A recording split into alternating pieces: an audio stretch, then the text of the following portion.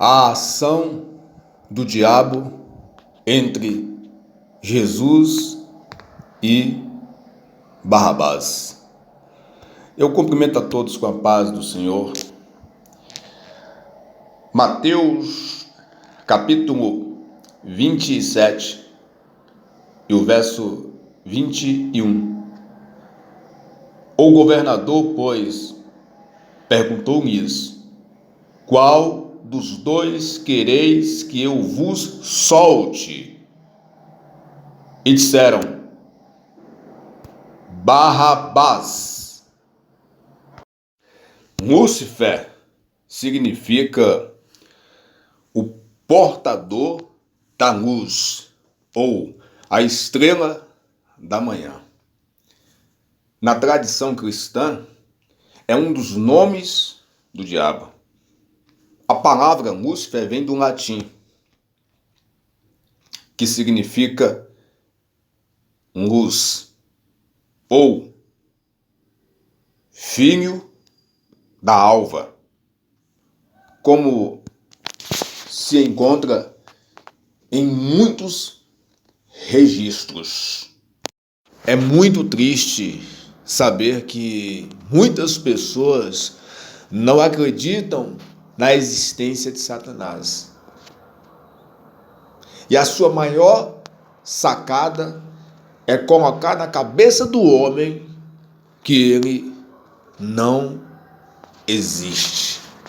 Muitos pensam que Satanás ele é uma representação de alguém que o lança no cinema,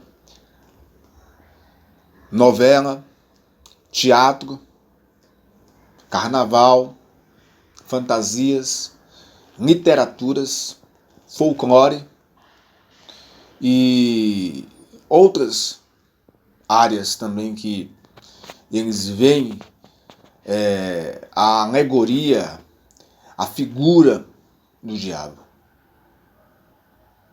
Recentemente, eu não vou dizer recentemente, mas foi lançado, eu acho que até terminou, e fez um sucesso estrondoso, um seriado no canal fechado, chamado de Lúcifer. A minha esposa até comentou dizendo que uma amiga a assistiu e disse que o diabo no filme, o homem que o representava no filme, era muito bonzinho. Vejam só que ponto as pessoas chegaram, eu não vou dizer todas, né? Algumas pessoas chegaram de não ver o diabo ou a figura do diabo como eles pensam, como eles entendem, como nada ofensivo. E é a sua sacada de colocar em todas as pessoas, de todas as idades, que ele não existe. É muito triste saber quão cego, espiritualmente falando, as pessoas se encontram. Lúcifer era um belíssimo anjo que pecou e acabou sendo expulso do céu. De acordo com a Bíblia, no segundo dia da criação, depois de já ter feito o dia e a noite, Deus criou o céu.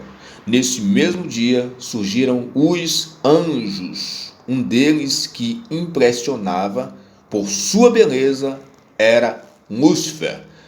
O pecado de Lúcifer foi ter deixado sua beleza e sua alta posição na hierarquia celeste subirem a cabeça.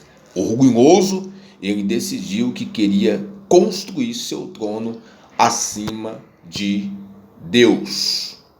Quando pensamos que o pecado entrou no mundo através de Adão e Eva, esquecemos que, em primeiro lugar, lá no céu, num lugar de perfeição, ele se originou, se desenvolveu, foi alimentado no coração do querubim.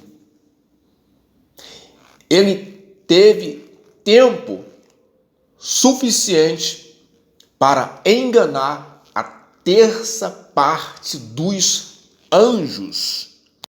Como sabemos, acontece uma guerra nos céus e ele é banido, é expulso dos céus, juntamente com a terça parte dos anjos que ele enganou. A partir deste momento, eles se tornam anjos caídos e se encontram aqui na terra. Não conseguindo nem contra Deus e nem contra Jesus, ele se levanta contra o homem perfeito, a mulher perfeita, fazendo eles caírem, trazendo aquilo que ele desenvolveu dentro de si, o pecado. Após a queda do homem e da mulher, Deus requer uma explicação deles, o porquê da desobediência. E o homem, por sua vez, diz que foi a culpa da mulher. E a mulher, por sua vez, diz que a culpa foi da serpente. E ali Deus faz a sua sentença, dizendo que a semente da serpente feriria o calcanhar da semente da mulher e que a semente da mulher esmagaria a semente da serpente. Satanás, ele não é bobo, ele é muito astuto e estratégico. Ouvindo de Deus aquela sentença, ele fica em alerta o tempo todo. E ele vem acompanhando todas as gerações e tentando destruir as gerações e as descendências que traria Jesus em carne na terra. Algo que nos deixa fortalecidos diante de Deus é saber que Satanás não age do jeito que ele bem entende, do jeito que ele bem quer. Ele age nessa terra, ele opera nesta terra segundo a vontade de Deus. Ele queria fazer do jeito dele. Ele queria atacar do jeito dele. Mas há uma permissão de Deus. Sabemos que o pecado de Adão e Eva deu a ele legalidade. Deu a ele permissão de operar nos 4 cantos da terra. E eu volto a dizer, o que nos deixam fortalecidos diante de Deus é que Ele está no controle de Deus. Mas isto não muda a sua natureza, que é matar, roubar e destruir. Ele se levantou contra todas as gerações, contra todas as descendências que traria Jesus na terra como homem. E a cada dia que os anos foram se passando, que as gerações foram se passando, ele foi ficando mais preocupado. E temos registros na Sagrada Escritura que nos mostram os seus ataques, os seus levantes contra as gerações que trariam Jesus sobre a terra. Não irei detalhar vários episódios, várias referências, várias situações em que Satanás se levantou contra as gerações que traria Jesus sobre a terra.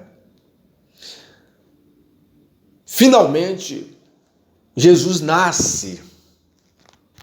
Sabemos que a primeira vinda de Jesus como homem, como carne, sobre a terra, veio seguindo a ordem de todas as profecias.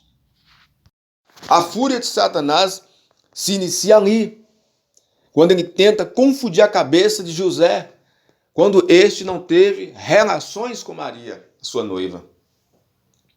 Ele usa o rei Herodes para tentar localizar Jesus. Não consegue. E ele não para por aí. Ele ordena, em um certo período, a morte de vários meninos. E como se não bastasse, não temos informações sobre a infância de Jesus, sobre a adolescência de Jesus. Sabemos que os livros apócrifos trazem informações sobre a infância de Jesus. É importante? É. Mas eu chamo a sua atenção para ficarmos somente com as informações da Bíblia. Satanás observou Jesus o tempo todo. Quando ele andou aqui na terra, era 100% Deus, 100% homem. O nosso Deus disse que o homem é mau desde a sua meninice. Ou seja, Jesus não pecou na sua infância. Jesus não pecou na adolescência e nem na fase adulta. Então, Satanás iniciou-se todo um processo de observação e fez de tudo para que Jesus pecasse, para que Jesus errasse em alguma área, em alguma situação, em alguma realidade da sua vida. E mais uma vez, ele foi um perdedor, um derrotado, porque Jesus não pecou, Jesus não errou. O diabo se levantou contra Jesus muito mais do que imaginamos. Quando Jesus foi batizado no Rio Jordão e é conduzido pelo Espírito ao deserto, eu já ensinei e volto a repetir.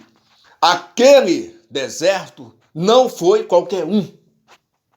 Aquele deserto, Jesus se encontrava na condição de homem. Ali estava em jogo a salvação da humanidade. E Satanás foi derrotado por Jesus ali. Quando eu digo derrotado, eu estou me referindo a todas as suas investidas contra Jesus. Ele foi um derrotado aqui na terra. Mas chegará um dia que ele será finalmente destruído. Voltando a Jesus, ali no deserto, ele volta para o seu pai, para a sua mãe, e ele inicia o seu ministério. E no seu ministério, que durou mais de 3 anos, Jesus ensinou o reino de Deus, pregou o amor, Jesus fez todos os sinais, prodígios e maravilhas, Jesus ressuscitou mortos e ele enfrentou pessoas usadas por Satanás, que eram todos os líderes religiosos, pessoas que se diziam servir à lei de Moisés. Nós entendemos que ele é um derrotado em relação às suas investidas contra a nossa vida. O evangelista disse que após a tentação ali no deserto, ele esperava outras oportunidades para derrubar Jesus. E com nós, hoje, não é diferente. Ele sempre espera oportunidades, ele sempre nos observa para nos derrubar em alguma situação, em alguma realidade. Jesus se encontrava na condição de homem. Ele enfrentou a maior perseguição da sua vida como homem na terra. De homens que se diziam religiosos. Quem estava por trás disso tudo era Satanás. Ele queria colocar Jesus diante das pessoas como um falso profeta. Ele queria dizer que Jesus era usado por ele mesmo. Que Jesus era usado pelos demônios. Sabemos que Jesus, o tempo todo, no seu ministério, ele enfrentou a fúria destes religiosos. Por um lado, Jesus estava realizando na vida de todas as pessoas sinais, prodígios e maravilhas. Daí eu fiquei perdido em meus pensamentos e fiz a pergunta para mim mesmo: como é que Satanás quis a libertação de Barrabás e a condenação de Jesus, sendo que esta condenação de Jesus levaria ao sacrifício, à morte na cruz do Calvário, que daria salvação ao mundo, salvação à humanidade. Pilatos concedia ao malfeitor, ao bandido, ao criminoso, o indulto, uma prática realizada em alguns países até hoje. É lógico que hoje é de uma forma totalmente diferente. Mas este procedimento continua em alguns países. O Brasil também tem este procedimento, esta lei. Na época de Pilatos, era realizado entre os dois malfeitores e a multidão. Eu faço um alerta a você ao levar a palavra de Deus, ao trazer, consultear, examinar. Eu cometi um erro achando que há muito tempo atrás eu tinha lido a passagem, achei que ela já se encontrava registrada em minha mente. Acabei errando o texto. E muitos pregadores usam essa passagem justamente para trazer o apelo, colocando as duas situações entre a igreja, dizendo: a multidão escolheu a Barrabás, e você vai escolher a quem? A Jesus ou a Barrabás? Se você consultar o texto, verá que não foi a multidão que escolheu condenar Jesus. Foi exatamente os líderes religiosos que fizeram a cabeça da multidão para libertar Barrabás e a condenar a Jesus. Por isso que é importante estudarmos a palavra de Deus da forma que ele sempre quis, meditando de dia e de noite. Eu vejo pessoas que estudaram a palavra de Deus hoje e que continuam estudando, e aqueles que estudaram e hoje acham que não precisam mais de estudar. É exatamente aí que esconde o perigo. Porque se deixarmos de meditar, vamos ter uma visão da palavra de Deus distorcida. As opiniões devem ser respeitadas.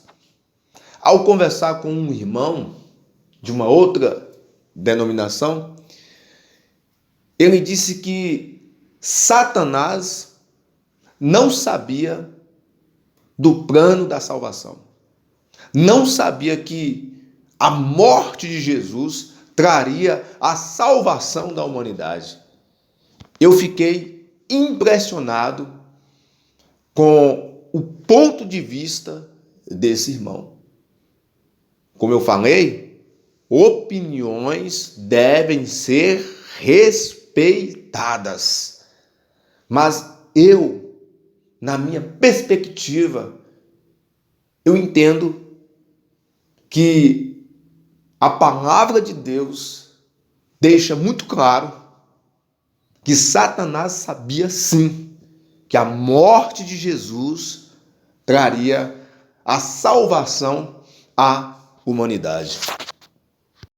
Por isso fica fácil de entender que Satanás queria a libertação de Barrabás e a punição de Jesus. Parece até mesmo um quebra-cabeça. Se Jesus é condenado, ele cumpriria o sacrifício. E isso era a derrota de Satanás. Mas ele não quis poupar Jesus do sofrimento até a cruz do Calvário. E o que ele mais queria era fazer Jesus blasfemar, fazer com que ele viesse a desistir, a lançar tudo fora.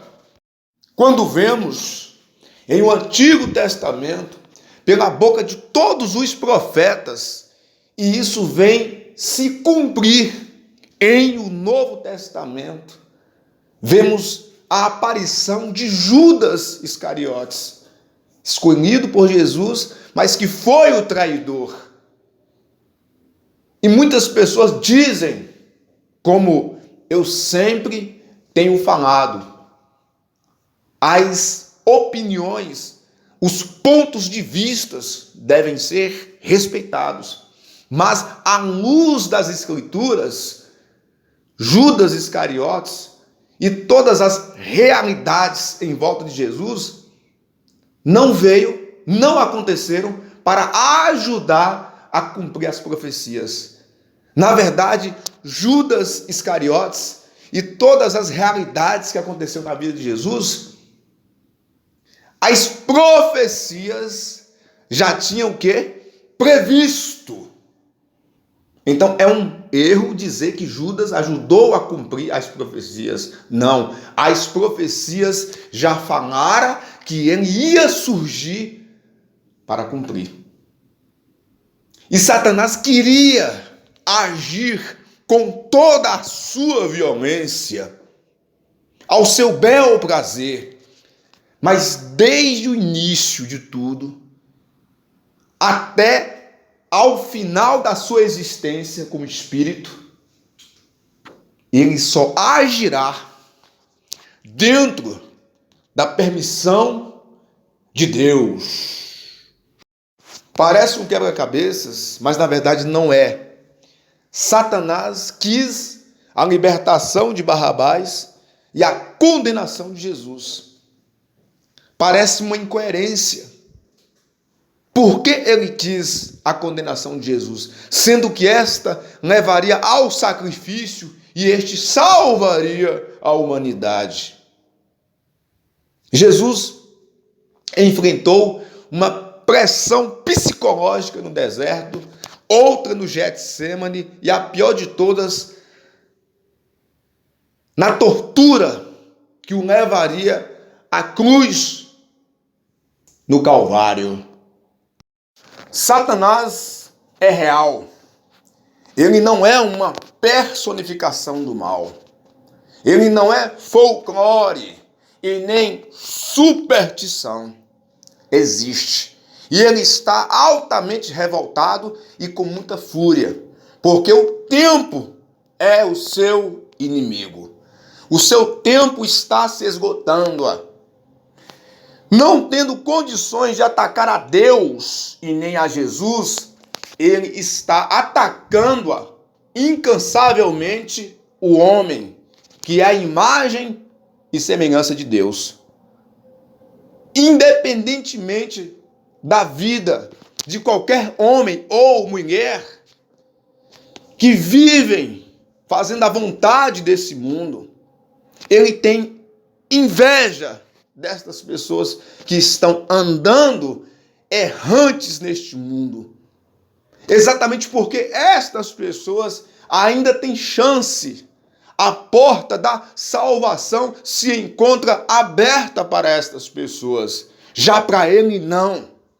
Por isso ele está altamente revoltado e furioso. Há uma frase que muitas pessoas dizem assim: tal pessoa errou. E o erro foi da pessoa. Agora, esta pessoa fica colocando a culpa no diabo. Eu sei que o ser humano, ele é sujeito aos erros. Todos nós estamos sujeitos aos erros. O que não pode acontecer é pecar, é errar e permanecer no erro. Pecar e permanecer no pecado. Se acontecer um erro em nossas vidas, um pecado em nossas vidas, vamos correr e se lançar aos pés de Jesus, que ele nos dará uma segunda chance, uma segunda oportunidade. Então, nunca diga esta frase para quem quer que seja. Agora, tal pessoa coloca a culpa no diabo, sendo que ele errou. Eu sei que a pessoa errou. Eu sei que tem erros que é humanos. Mas a partir do momento que dizemos esta frase, tudo é culpa do diabo, ele gosta. Porque ele age em cima desta frase diretamente e indiretamente. Como eu disse, todas as suas investidas contra Jesus caíram por terra. E quando ele pensa que ele matou a Jesus, que ele derrotou a Jesus na cruz do Calvário, ele recebeu a maior derrota. E esta derrota foi exatamente quando Jesus disse: está consumado. Essa derrota foi exatamente quando o véu se rasgou em duas partes. Essa derrota foi exatamente quando passou-se o primeiro dia, o segundo dia, e ao terceiro dia o nosso Senhor ressuscitou. Se apegue a mais com Deus. Guarde a sua coroa. Não manche a sua vida espiritual. Abrace a sua salvação. E mais uma vez eu digo, não subestime a Satanás, porque ele existe. E o nosso Deus nos dá vitória. O nosso Deus nos dá a porta da salvação. Por isso somos vencedores. Por isso nós temos a eternidade para morarmos com Deus. E a vitória é nossa, pelo sangue de Jesus e em o nome de Jesus. Que Deus abençoe a todos.